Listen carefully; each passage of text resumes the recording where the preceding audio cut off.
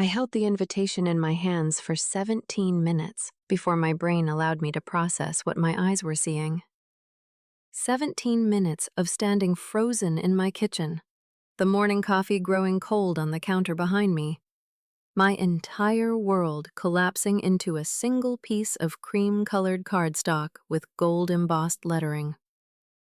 The man I had buried 3 years ago, the man whose empty grave I visited every Sunday with fresh lilies, the man whose death had hollowed out my chest and left me a walking ghost of who I used to be, was apparently getting married next Saturday at the Ashford estate in wine country. And I was invited. Before I go any further, I need you to do something for me. Drop a comment right now telling me where in the world you're watching this from, because this story is about to take you on a journey you won't forget, and I want to know who's coming with me. And if you haven't already, hit that subscribe button, because what I'm about to tell you will change everything you think you know about love, loss, and the monsters that hide behind the faces of people we trust with our whole hearts. My name is Seraphina Blackwood, and for 29 years, I thought I understood how the world worked.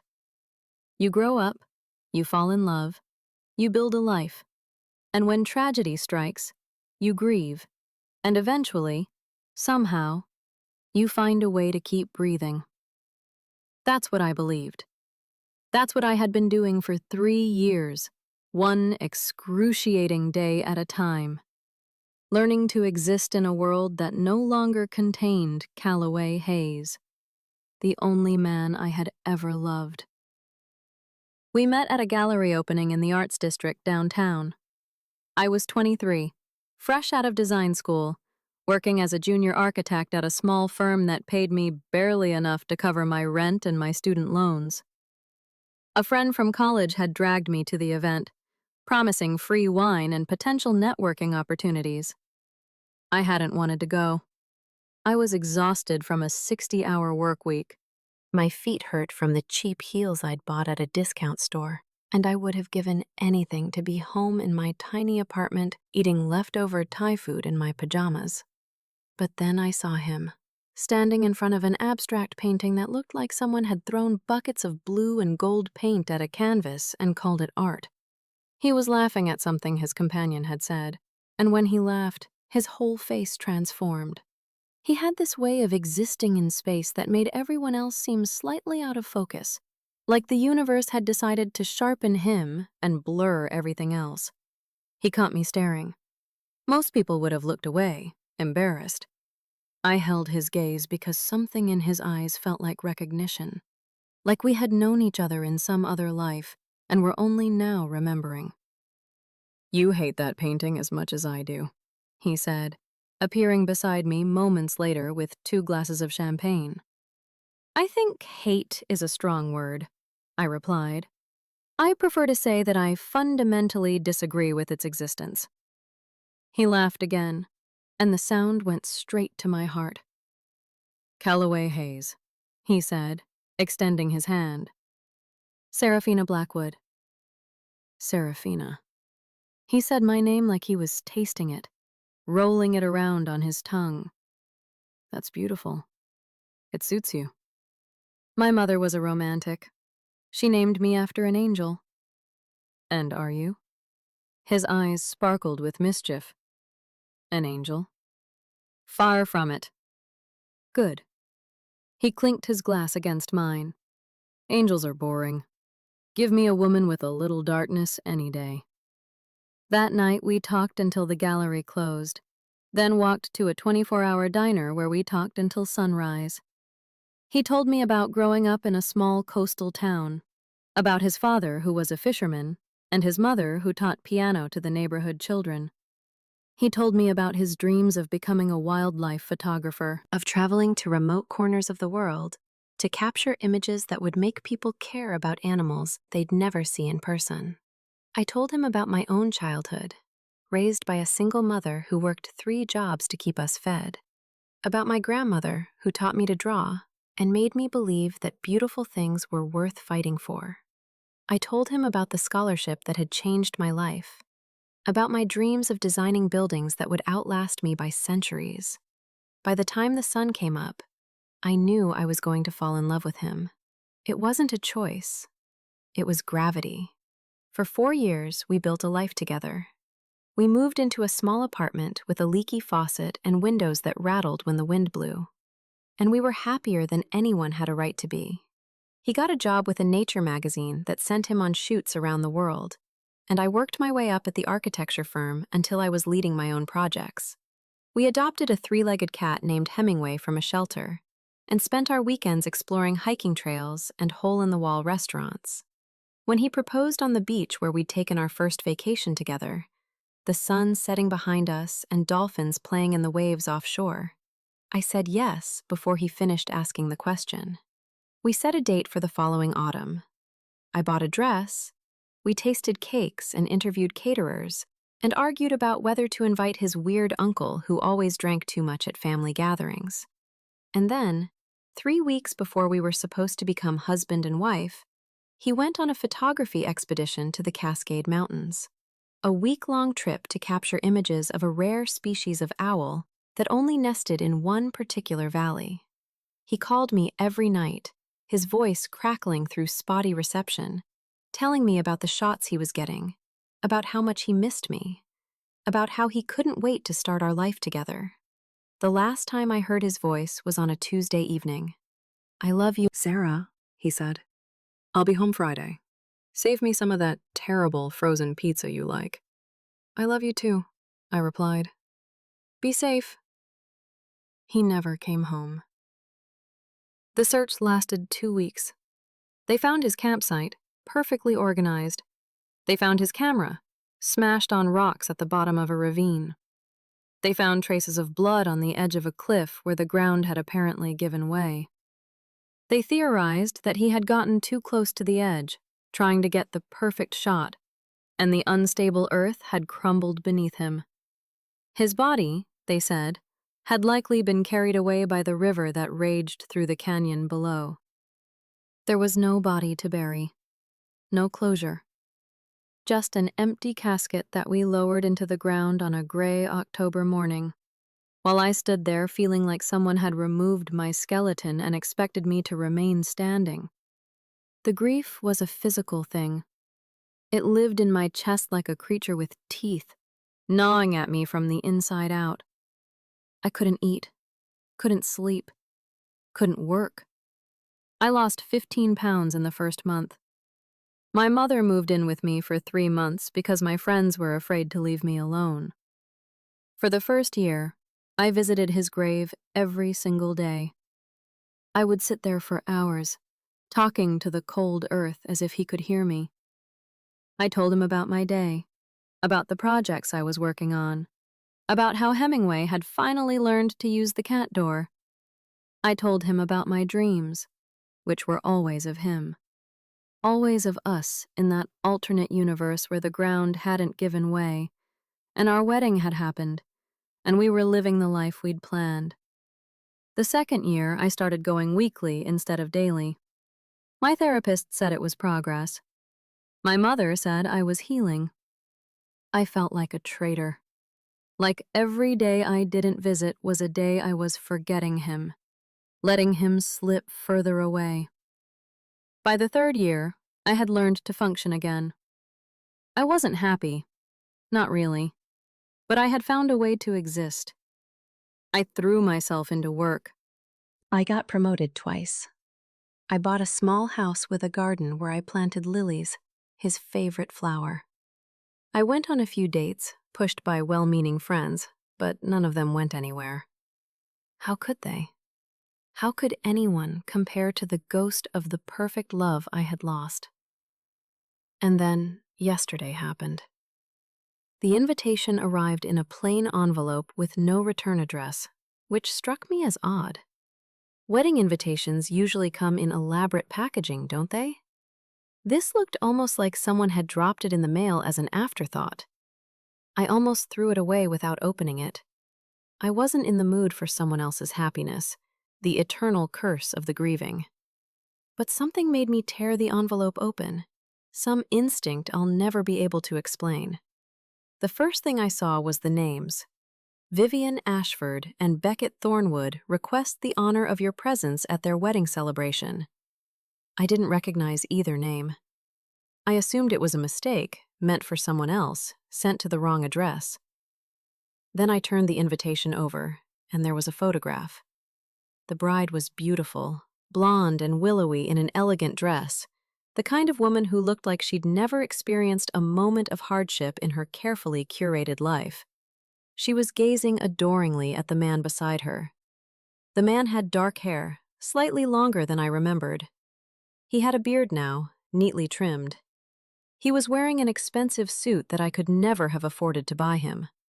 But his eyes were the same. His smile was the same. The small scar on his left temple, from a childhood accident he'd told me about on our first date, was the same. The man in the photograph was Calloway Hayes. My dead fiancé was getting married. I called my best friend Delilah within 30 seconds of my brain finally accepting what my eyes were seeing. She answered on the fourth ring, her voice thick with sleep. "Someone better be dead," she mumbled. "That's the problem," I said, my voice coming out strangled and strange. "Someone isn't." I sent her a photo of the invitation. I heard her gasp through the phone, heard her suddenly very awake and swearing colorfully. "Sarah, this has to be some kind of sick joke. Someone's messing with you." Who would do that? Who would even know to do that? "I don't know, but there has to be an explanation. He's dead. We went to his funeral. We watched them put that casket in the ground." "The empty casket," I reminded her. "They never found his body, remember?" The silence on the other end of the line stretched for what felt like forever. When Delilah spoke again, her voice was careful, measured. "Sarah, what are you thinking right now?" "I'm thinking I need to go to this wedding." "Absolutely not." "Delilah." "No, listen to me. Either this is some twisted coincidence, some guy who looks exactly like Calloway, or it's some kind of scam. Either way, you showing up at a stranger's wedding is not going to end well." "And if it is him? What if he's alive, Delilah? What if he's been alive this whole time while I've been putting flowers on an empty grave?" She didn't have an answer for that. I spent the next 3 days doing research. Obsessive, unhealthy, completely justified research. Beckett Thornwood had a surprisingly minimal online presence, which struck me as strange for a man apparently marrying into wealth. I found a few business profiles mentioning him as a consultant of some kind, but no personal social media, no photographs beyond the one on the invitation. Vivian Ashford, however, was everywhere. Heiress to the Ashford wine empire, philanthropist, socialite, recently featured in several magazines gushing about her upcoming nuptials to the mysterious man who had swept her off her feet 2 years ago. 2 years ago, when my fiancé had been dead for only 1 year. The more I read about Vivian, the more my stomach churned. She talked about meeting Beckett at a charity gala, about how he'd charmed her with his stories of traveling the world as a photographer, about his humble beginnings in a small coastal town. The details were different enough to seem like a different person, but similar enough to feel like a script being recycled. I found a video of them at some society event. Vivian talking to an interviewer, while Beckett stood slightly behind her, his face partially obscured. But his laugh, that laugh that I had fallen in love with across a crowded gallery all those years ago, that laugh was unmistakable. It was him. I knew it in my bones. On the morning of the wedding, I put on a black dress. It felt appropriate somehow, like I was going to another funeral. Delilah had tried to talk me out of going right up until the last moment, but when she saw that I was determined, she insisted on coming with me. "If you're going to do something crazy," she said, You're not doing it alone. The Ashford estate was everything I had imagined, and worse. Rolling hills covered in vineyards, a mansion that looked like it had been transplanted from the French countryside, gardens designed to make visitors feel small and inadequate. Hundreds of guests milled about in designer clothes, sipping champagne that probably cost more than my monthly mortgage payment. I had not been officially invited, of course. The invitation I'd received had been sent anonymously, a detail that hadn't fully registered until I was standing at the entrance, watching a security guard check names against a list. Someone had wanted me here. Someone had gone out of their way to make sure I knew about this wedding. "How are we getting in?" Delilah whispered. I didn't have an answer. I hadn't planned this far ahead. All I knew was that I needed to see his face, needed to look into his eyes and know for certain whether I had spent 3 years grieving a living man. Seraphina? I turned at the sound of my name and found myself face to face with a woman I vaguely recognized. It took me a moment to place her, and then it clicked. Margot Hayes, Calloway's older sister. She looked older than I remembered, worn down by something I couldn't name. "It is you," she said, her voice barely above a whisper. "I wasn't sure you'd come." "You sent the invitation." It wasn't a question. Margot's eyes filled with tears, and she nodded. "I had to. I couldn't let him do this again without someone knowing the truth." "Again?" Delilah stepped forward, her protective instincts kicking in. "What do you mean, again?" Margot glanced around nervously, then grabbed my arm. "Not here. Come with me." She led us away from the main entrance, through a side garden, into a small cottage that appeared to be some kind of guest house. Once we were inside with the door closed, she collapsed into a chair and buried her face in her hands. "I tried to tell you," she said, her voice muffled. "After the funeral, I tried to work up the courage to tell you the truth, but I couldn't. You were so broken, Seraphina. I thought maybe it was better if you believed he was dead. At least then you could grieve and move on." "Tell me what truth?" I demanded. "Margot, what is going on?" She looked up at me, and I saw something in her eyes that I had never seen before. Shame. Bone-deep, soul-crushing shame. Calloway isn't who you think he was. He never was. The story came out in fragments, each piece more devastating than the last. Calloway Hayes, the charming wildlife photographer with dreams of saving the world, was a fiction. A character created by a man named Calvin Hurst, a con artist who had been running scams since he was 16 years old. "He's my half-brother," Margot explained. "Different fathers. He came to live with us when he was 14, after his mother died. My parents tried to help him, tried to give him a normal life, but there was always something off about him. He could charm anyone into anything, but underneath that charm, there was nothing. No real emotion, no empathy, just calculation." The gambling debts came first. Tens of thousands of dollars owed to people who didn't accept excuses. Then the theft. He had stolen from his own parents, from his friends, from anyone who trusted him enough to let their guard down. "I thought when he met you that maybe he had changed," Margot said. "He seemed different with you, happier, more real. I wanted to believe he had found something that could fix whatever was broken inside him." "But he hadn't," I said, my voice hollow. "No. He was in deep with some very dangerous people. He had run out of options. So he did what he always does when things get too hard. He ran." The hiking trip, the accident, the body never found. It had all been staged. Calloway had disappeared into thin air, leaving behind a grieving fiancé and a mountain of debt that had somehow become my problem to deal with. Do you know how many creditors showed up at my door after he died? I asked, the anger finally breaking through the numbness. Do you know how many threatening letters I received? I spent 18 months dealing with his mess, Margot. I almost lost my house.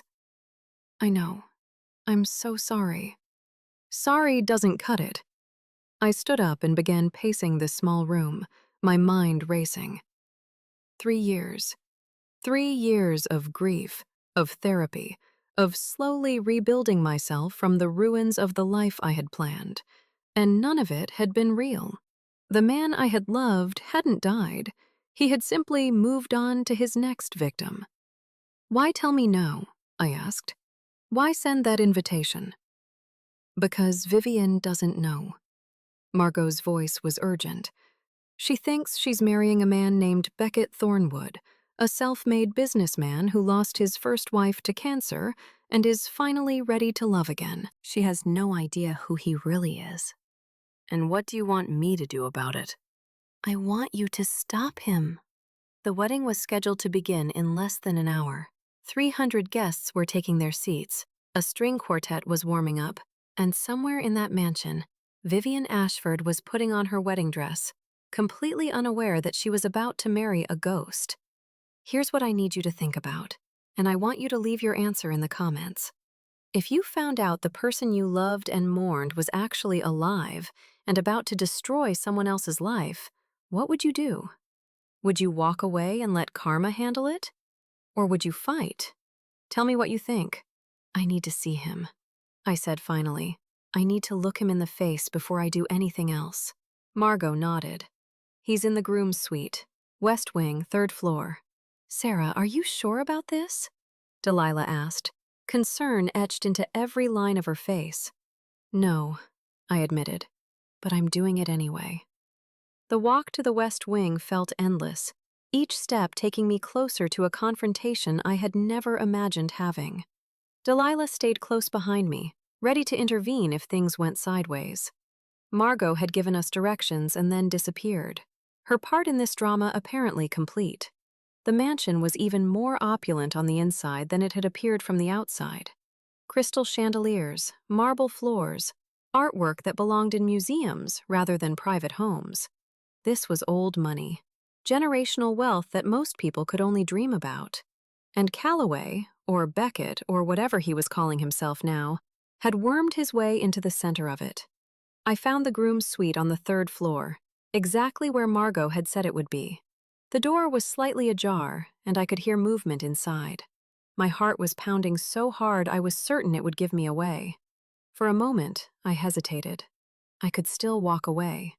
I could go back downstairs, leave the estate, and pretend I had never received that invitation. I could let Calloway have his new life and his new victim, and I could focus on finally, truly moving on.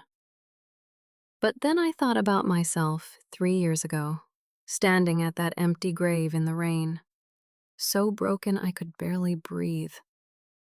I thought about the nights I had spent crying until I made myself sick, the therapy sessions, the medications, the slow and painful process of learning to live again.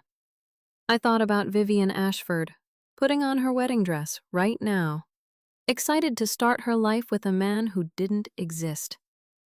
I pushed the door open. He was standing by the window, looking out at the gardens below. He was wearing a tuxedo that probably cost more than my car.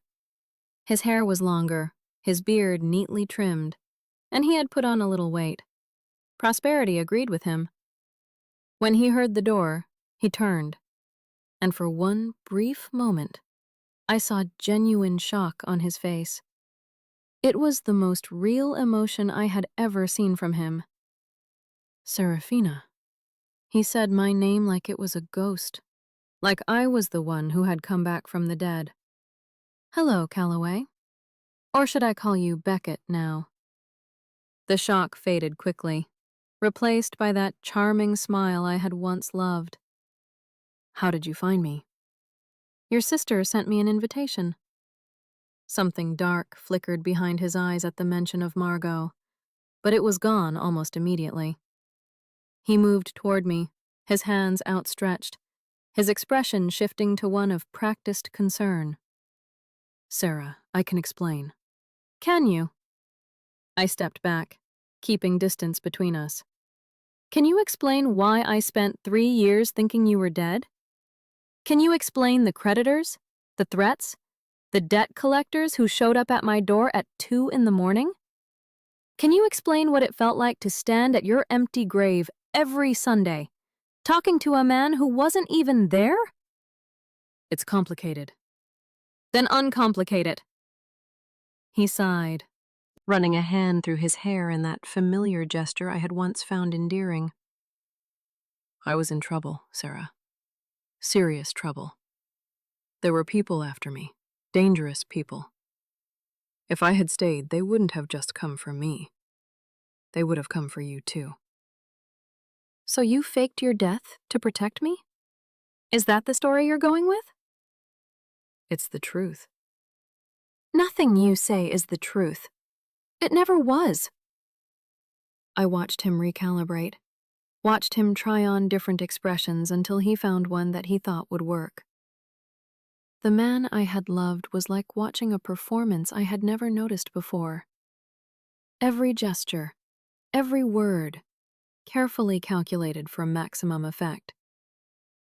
"You're right," he said, finally, his voice dropping to something that sounded almost like sincerity. "I lied to you. I lied about a lot of things. But what I felt for you was real, Sarah. That was never a con." "Then why leave?" "Because I couldn't be the man you deserved. I was drowning in my own mess, and if I had stayed, I would have pulled you down with me. Leaving was the only way I knew how to save you." "Save me?" I laughed, and the sound was bitter even to my own ears. "You didn't save me. You destroyed me. And then you went and found someone else to destroy." His expression hardened slightly. "Vivian is different. This is different." "How? How is it different? You're using a fake name, a fake history. You're marrying her for her money, just like you would have married me for what? The prestige of having a loyal, grieving widow?" "That's not fair." "Fair?" I took a step toward him, all the rage I had been suppressing finally boiling over. "You want to talk about fair? I gave you 4 years of my life. I was going to marry you. I was going to have children with you. And you threw all of that away like it meant nothing." "It meant everything." "Then why am I here, Calloway? Why am I standing in some other woman's house, about to watch you marry her, while you tell me that what we had meant everything?" He had no answer for that. For the first time since I had walked through that door, he looked genuinely lost. "What do you want, Sarah? What do you want me to say?" "I want you to tell me the truth. Just once. I want to know if any of it was real." The silence stretched between us, heavy with 3 years of grief and lies. When he finally spoke, his voice was quieter than I had ever heard it. "The first time I saw you at that gallery, I had a plan. You were supposed to be a mark, nothing more. A smart, successful woman I could charm into overlooking my debts while I figured out my next move. But then you looked at me, really looked at me, and something changed. For 4 years, when I was with you, I got to be someone else, someone better, someone I wished I actually was. But you weren't." "No, I wasn't." I felt something shift inside me, some final piece of hope that I hadn't even realized I was still carrying. It crumbled away, leaving behind a clarity I hadn't felt in years. "I'm going to tell her," I said. "Vivian deserves to know who she's marrying. Sarah, please. If you do this, you'll destroy everything I've built. You mean everything you've stolen? He grabbed my arm, his grip tighter than it needed to be. I'm asking you, as someone who once loved you, to walk away. You can have your revenge if that's what you need. After the wedding, after everything is settled, I'll disappear again. I'll leave you alone. But please, don't do this now. I looked down at his hand on my arm, then up at his face.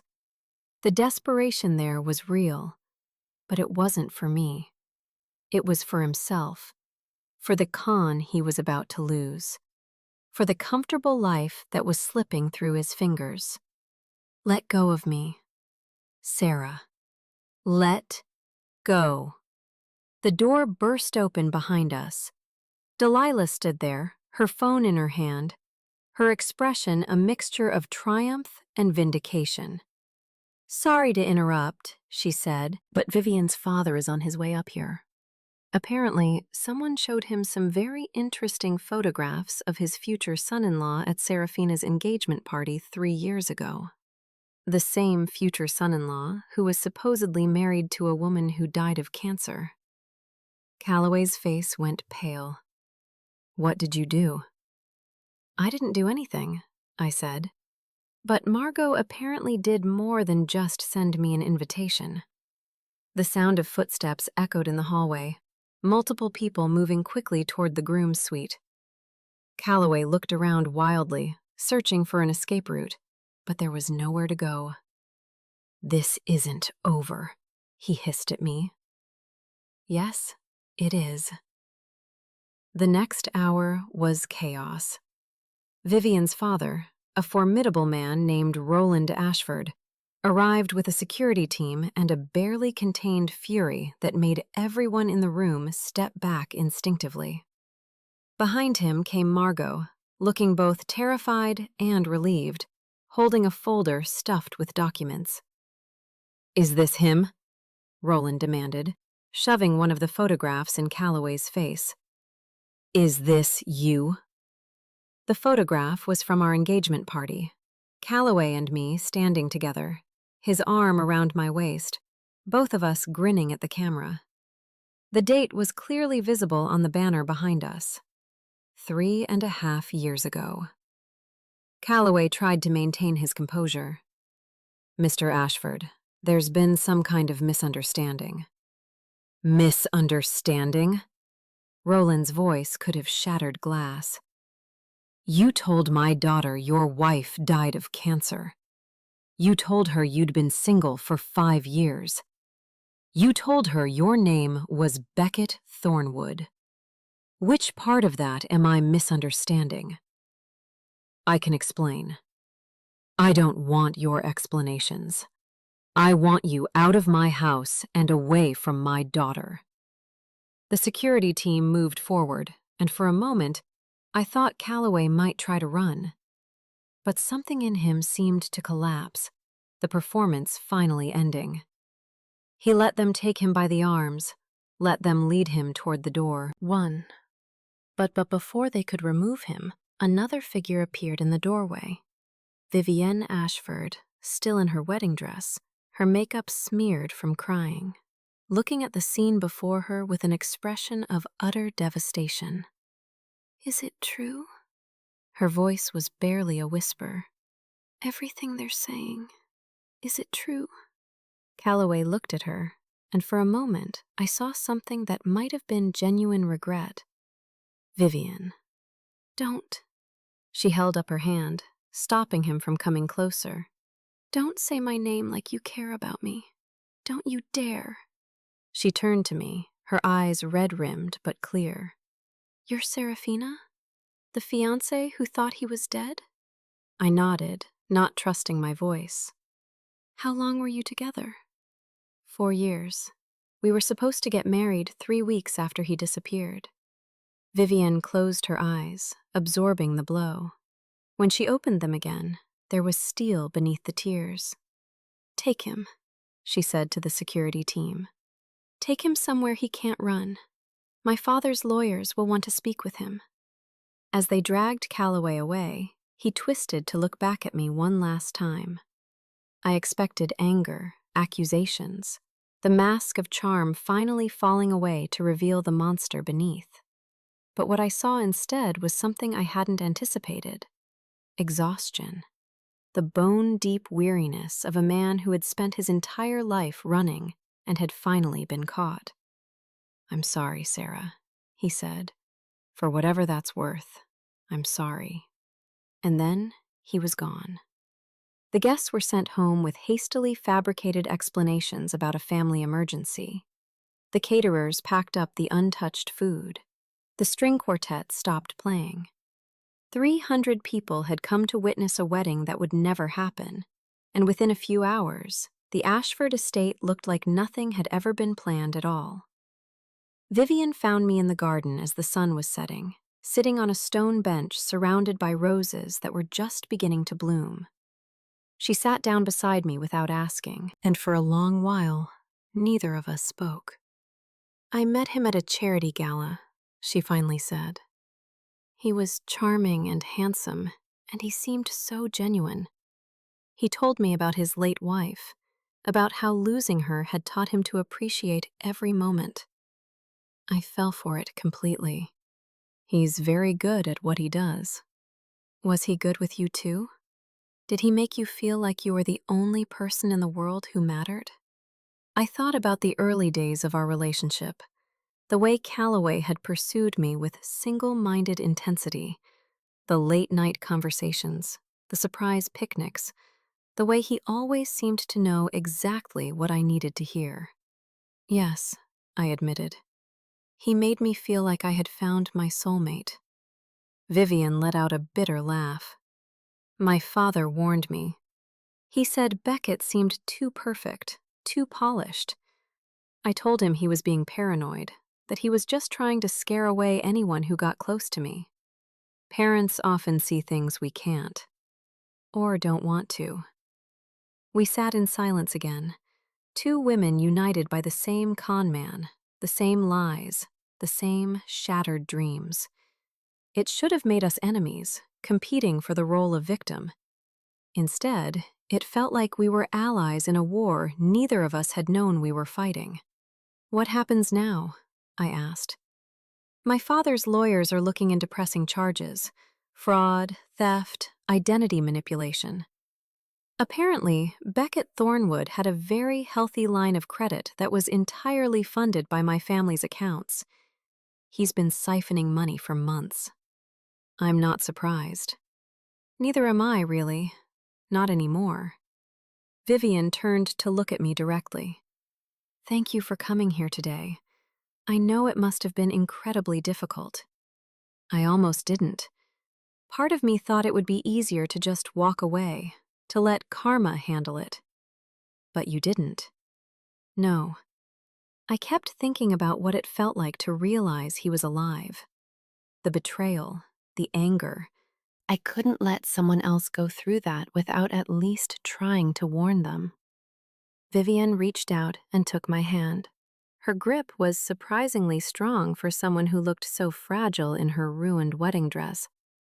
"You saved me," she said. "You and Margot. You saved me from making the biggest mistake of my life." "You would have figured it out eventually. Maybe. But by then, I might have lost everything. My money, my self-respect, my faith in my own judgment. You gave me those things back before I even lost them." The sun had fully set now, the garden fading into shadows. Somewhere in the distance, I could hear the security team still moving around, cleaning up the remnants of a celebration that had never happened. "What will you do now?" Vivian asked. "Go home, try to process all of this. Maybe finally stop visiting that empty grave every Sunday." "And after that?" I thought about the question, really thought about it. For 3 years, my life had been defined by loss. Every decision I made, every relationship I avoided, every risk I refused to take had been filtered through the lens of grief. I had built walls so high that even I couldn't see over them anymore. But the man I had been grieving wasn't dead. He wasn't even the man I thought he was. Everything I had based my identity on for 3 years was a lie. I don't know, I admitted. But maybe that's okay. Maybe not knowing is the first step toward figuring it out. 3 months later, I was standing on the balcony of my house, watching the sun set over the hills in the distance. The lilies in my garden were in full bloom, their white petals glowing in the fading light. For the first time in years, they didn't remind me of Calloway. The months since the wedding that never happened had been transformative in ways I hadn't expected. The anger had faded first, burning itself out in the weeks immediately following the confrontation.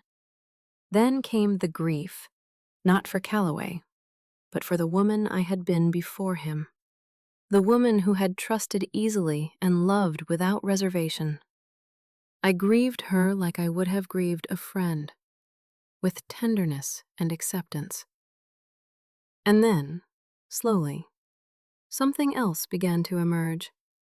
Something that felt suspiciously like hope. Calloway was facing charges in multiple states.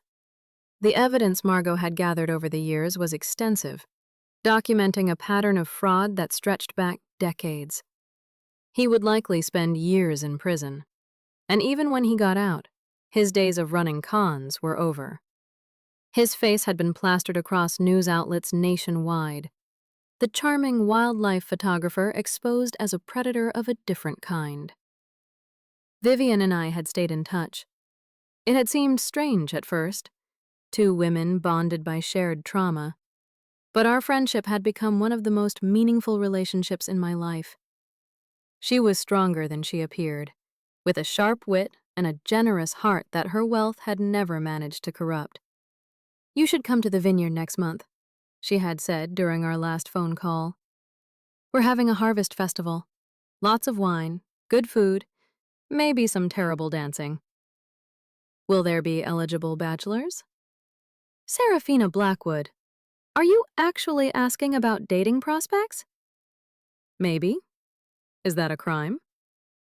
"It's a miracle. I'll make sure to invite every decent single man within a 50-mile radius." I had laughed, and the sound had surprised me with its genuineness.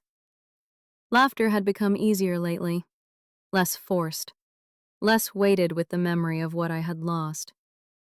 Delilah had noticed the change too. "You seem different," she had said over brunch the previous week. "Lighter. Like you finally put down something heavy you'd been carrying." "I did," I had replied. "I put down a ghost." The doorbell rang, pulling me out of my reverie. I walked inside, expecting a package or perhaps a neighbor wanting to borrow something. What I found instead was Margot Hayes standing on my porch, looking uncertain and hopeful. "I know I should have called," she said. "I wasn't sure you'd want to see me." "Why wouldn't I want to see you? You helped expose him. You helped save Vivienne." "But I also kept his secret for years. I watched you grieve, and I said nothing." I stepped aside and gestured for her to come in. We settled in the living room, cups of tea warming our hands, the conversation flowing more easily than I had expected. "I've been in therapy," Margot admitted, "trying to understand why I enabled him for so long. The psychologist says it's a trauma response, that growing up with someone like Calloway warps your sense of normal." "What made you finally decide to tell the truth?" "You did.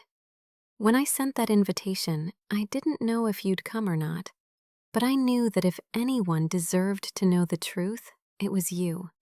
And I knew that if anyone was strong enough to do something about it, it was you. You put a lot of faith in someone you barely knew." "I knew enough." Margot set down her tea and looked at me with an intensity that reminded me, uncomfortably, of her brother. "I knew you loved him. I knew you didn't deserve what he did to you, and I knew that underneath all that grief, there was a woman who wouldn't let herself be a victim forever. I thought about her words long after she left. A woman who wouldn't let herself be a victim forever. It was such a simple concept, but it felt revolutionary. For 3 years, I had defined myself by what had been done to me. The grieving fiancé, the betrayed woman, the victim of a con man who had stolen years of her life. But that wasn't who I was. That was just what had happened to me. And what happened to you doesn't have to define who you become. The following week, I did something I had been putting off for months. I called a real estate agent and put the house up for sale. Not because I needed to escape my memories, but because I was ready for new ones. I had bought this house to plant lilies for a dead man. It was time to plant something different somewhere else. I found a townhouse in a neighborhood I had always loved, close to the downtown area where I worked, surrounded by restaurants and galleries, and the kind of vibrant energy that had been missing from my life.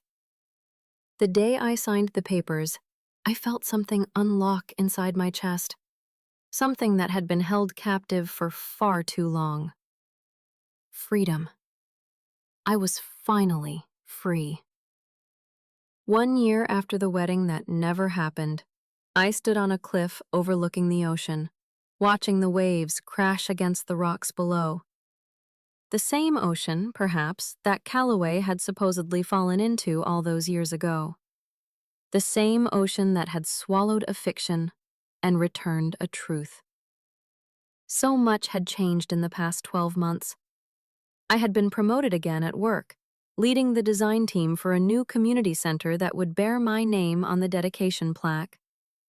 I had adopted a dog, a ridiculous golden retriever named Ferdinand, who had more personality than most humans I knew. I had gone on dates, real dates, with men who were exactly who they claimed to be. And I had fallen in love again. His name was Elias Mercer, and he was nothing like Calloway. Where Calloway had been all charm and polish, Elias was quiet and genuine. A marine biologist who spent his days studying tide pools and his evenings cooking elaborate meals that he always claimed were just experiments. He had a daughter from a previous marriage, a 7-year-old named Wren, who had decided within 5 minutes of meeting me that I was going to be her new best friend. I hadn't been looking for love when Elias walked into my life. In fact, I had been actively avoiding it. But he had a way of breaking through defenses without seeming to try, of making me feel safe in ways I hadn't felt since before everything fell apart. "What are you thinking about?" he asked, coming to stand beside me on the cliff. The past. Good thoughts or bad ones? Neither, really. Just thoughts. Processing. He wrapped an arm around my shoulders, pulling me close against the ocean wind. "You don't have to tell me if you don't want to." "I know. That's why I want to." I told him about Calloway, about the invitation, about everything that had happened on that wedding day and in the months that followed. I had told him pieces before, but never the whole story. Never all of it at once. When I finished, he was quiet for a long moment. Then he turned to face me, his expression serious. "Thank you for telling me." "You're not freaked out?" "Should I be?" "I don't know. It's a lot. I was engaged to a con man who faked his own death. That's not exactly first date material." "It's not first date material," he agreed. "It's 20th date material, or 50th date material, or the kind of material you share with someone you trust enough to show your scars." "And you're that person?" "I'd like to be, if you'll let me." Looking at him in the fading light, I realized that this was what healing looked like. Not forgetting the past, but making peace with it. Not pretending the wounds had never existed, but letting them transform into something meaningful. I had spent 3 years grieving a man who never existed, and in the process, I had become someone new, someone stronger. Someone who knew that love wasn't about finding someone perfect, but about finding someone real. Yes, I said, I'll let you. We stood there together as the sun set, painting the sky in shades of orange and pink and gold. Behind us, Ferdinand barked at a seagull that had gotten too close to his territory. Somewhere in the distance, a car horn honked and a child laughed. Life, continuing on in all its messy, beautiful, unpredictable glory. 3 years ago, I received an invitation to my dead fiancé's wedding. It should have destroyed me. Instead, it set me free. Because sometimes, the worst thing that can happen to you is also the best thing that can happen to you. And sometimes, the death of a dream is just the beginning of a new one. Calloway Hayes took 4 years of my life and 3 years of my grief, but he didn't take my future. That I had reclaimed for myself, and it was more beautiful than anything he could have ever offered me. The last time I visited Calloway's grave was on a Tuesday afternoon in early spring. The headstone was still there, marking a burial that had never happened, commemorating a life that had been a lie. I stood there for a few minutes, feeling the weight of everything I had been through and everything I had survived. Then I bent down and removed the lilies I had placed there on my last visit, replacing them with nothing. The stone looked bare without the flowers, empty and meaningless. "Goodbye, Calloway," I said softly, "or whoever you really were." I walked away without looking back. Behind me, the empty grave sat in silence, a monument to nothing, a memory already fading. Ahead of me, Elias waited by the car, Ferdinand hanging his head out the window with his tongue flapping in the breeze. Wren was in the back seat, probably already complaining about how long this was taking. My future was waiting, and for the first time in years, I was ready to meet it.